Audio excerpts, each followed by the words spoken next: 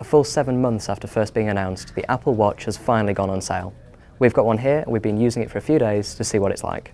Reviewing the Apple Watch hasn't been easy. Firstly, there's the entire smartwatch concept, which many consumers see as needlessly strapping a small computer to their wrist.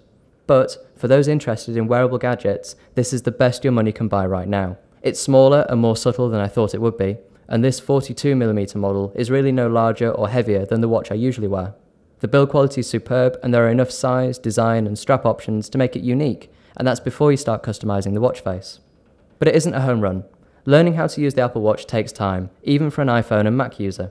The side button does nothing more than show a list of your favourite contacts, while the digital crown is rotated to scroll and zoom, and clicked to return to either the watch face or the app launcher. Then there's the touchscreen itself, which you can tap and swipe as you'd expect, but new for the Apple Watch is Force Touch, a gesture where you press firmly on the screen to bring up extra options and controls. It isn't always obvious when a Force Touch gesture is available, and during the first day of watch ownership you'll probably feel a bit lost. Another issue early on is the watch's need to alert you to absolutely everything. Calls, texts, emails, tweets, retweets, Instagram likes. Every single one causes a beep and a tap on your wrist, and it quickly becomes overwhelming. Filter these out though, and watch starts to become more manageable, subtly alerting you to useful messages and not distracting you with spam.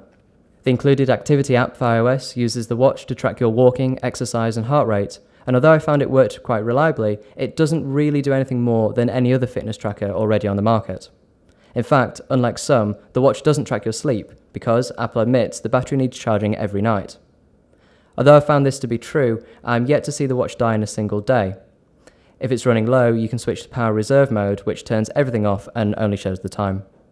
There are already hundreds of applications for the Apple Watch, but because they work by pulling data over a Bluetooth connection from your iPhone, they're often slow to respond. And while calling an Uber taxi with a single tap of your watch feels like the future, I'm not sure why anyone would want to flick through their Twitter feed on such a small screen. Texts and tweets can be replied to by dictating a message or picking from a list of pre-written suggestions, and yes, you can make and receive phone calls too. So that's the Apple Watch, the best smartwatch you can buy right now, and one which sends a serious message to Google, Motorola, LG, and everyone else making wearables this year. It also blurs the boundary between technology and fashion in a way only Apple can. But, like every first-generation Apple product since the original iPhone, it isn't perfect. The price is high, apps are low, battery life is only just acceptable, and of course the question of whether anyone actually needs a smartwatch remains an important one which hasn't yet been answered. So that was the Apple Watch. For more technology news and reviews, visit ibtimes.co.uk/technology.